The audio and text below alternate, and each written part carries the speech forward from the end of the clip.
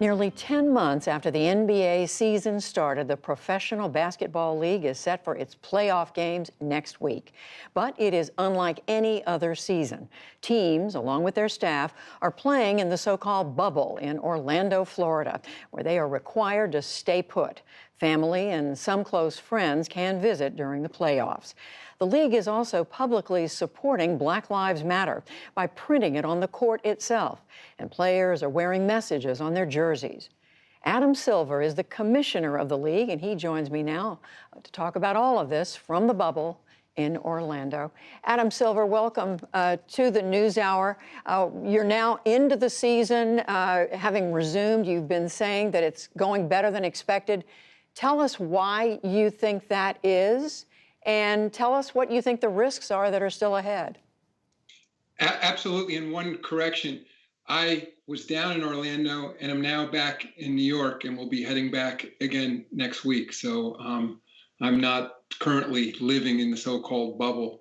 But in terms of what we're trying to accomplish down there, I refer to it more as a campus actually than a bubble, because people do go in and out other than the players and the coaches and the primary workers down there, the essential people to making it operate. And it requires stringent protocols in terms of mask wearing, physical distancing, and daily testing. Of course, they're not always wearing masks. There is that exception when the players are actually on the floor and participating in the games. But that's an exception because, of course, that's the most dangerous time in terms of the virus, when they're sharing common air on the floor. So it sounds like people are generally abiding by the rules. What do you see as the risks that are out there? Well, the risks, I look at it on a relative basis. Certainly, we knew from the time we shut down our season in mid-March until when we started up again in early July in Orlando, several dozens of our players became infected with the virus, probably no different than other members of the public, particularly young people who were out and about. And so relative to the lives they were living, we know this is much safer. In fact, we've had 0 positive cases since we started. But we recognize there's always risk. As I said, it's not a sealed bubble. People are coming in and out. Not everyone, frankly, is tested who's coming in and out. There are people who are Disney workers, many of whom are tested. Some aren't. But of course, we then maintain very strict protocols with them in terms of distancing. But it's possible that someone could get infected while they're down there. We're very mindful of that. And I think there's a recognition that with this virus, we are all facing risk now, and that we're trying, like many industries, to strike the appropriate balance between getting the economy running again and taking care of our workers. And this is the balance that we found. How do you think this different environment, Adam Silver, is affecting the game and affecting the players? It's actually a great question. One of the things that has surprised us is that the level of play, considering the 4-month hiatus, is better than we thought it would be. And part of the reason we suspect is because, in fact, the players aren't traveling. I mean, often in an NBA schedule, they play roughly 3.5 games a week. They're traveling back and forth across the country. And just like anybody else, that, of course, has an effect on them, particularly fatigue, crossing time zones, lack of sleep, et cetera. Living inside this campus, they're all short distance from the arena. They are able to get a good night's sleep. They're able to get proper recovery after games. And so, frankly, the games have been, in many ways, of a higher caliber. They've been higher scoring. They've been very energetic. And so I think we've been all really pleased with the results. And as you said, the playoffs begin on Monday. You said you made it clear the players are getting tested frequently. You're getting quick turnaround results. That's not something that ordinary Americans are able to do. Does that raise a fairness question? It does. I would say for us, we're using a private lab down in Orlando. In addition, we've brought additional testing to the market. We wanted to make sure our presence was additive. So we brought thousands of new tests down the market. We created a mobile trailer testing center for citizens down in Orlando.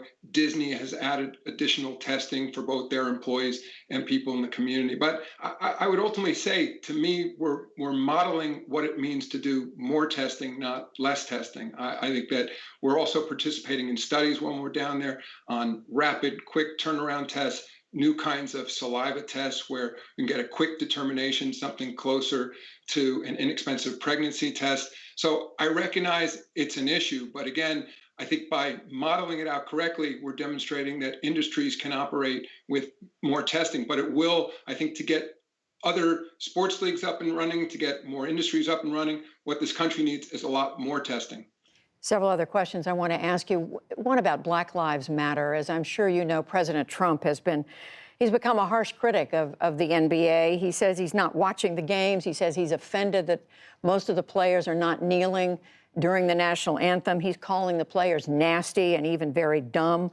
He claims the public is turned off and that people are not watching on TV.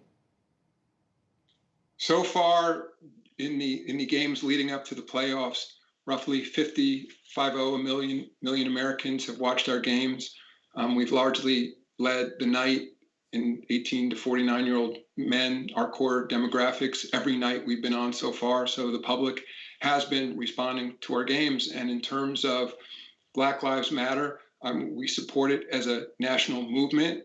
Depending on estimates, roughly 25 million Americans have protested for social justice in this country. And in terms of kneeling for the anthem, the league, I recognize it's extraordinary times. The players are participating in a peaceful protest, and we have supported that.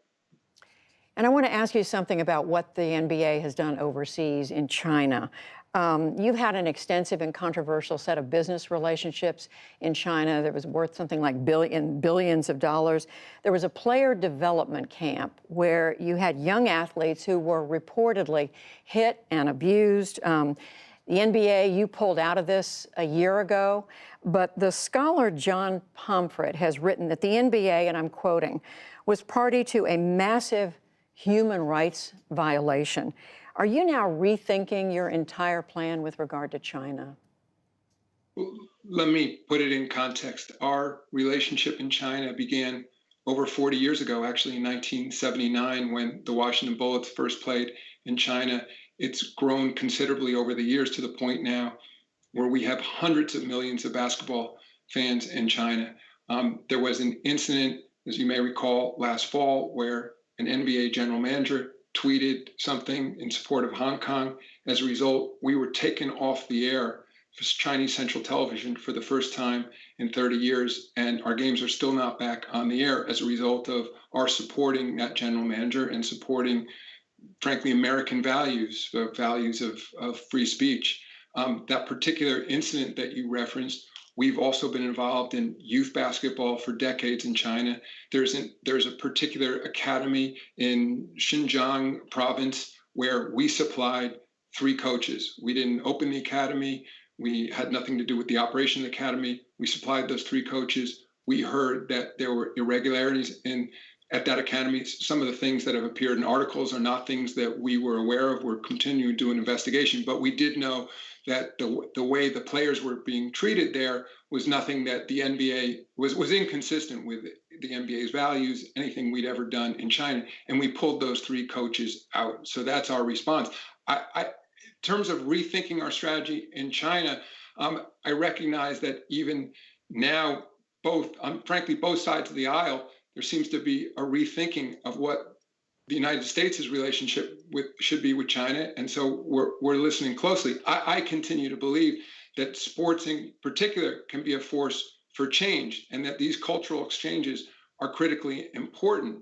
And so, of course, if we decide not to trade with China and that becomes something that our government is no longer favoring, we will stop as well. But at least for now, we think continuing to be an exporter of American culture, demonstrating to the Chinese who can still see our games through some streaming services what we are about, what the expression is that comes with the NBA, we think is positive. But we're always examining what works best for not just the NBA, but for our country.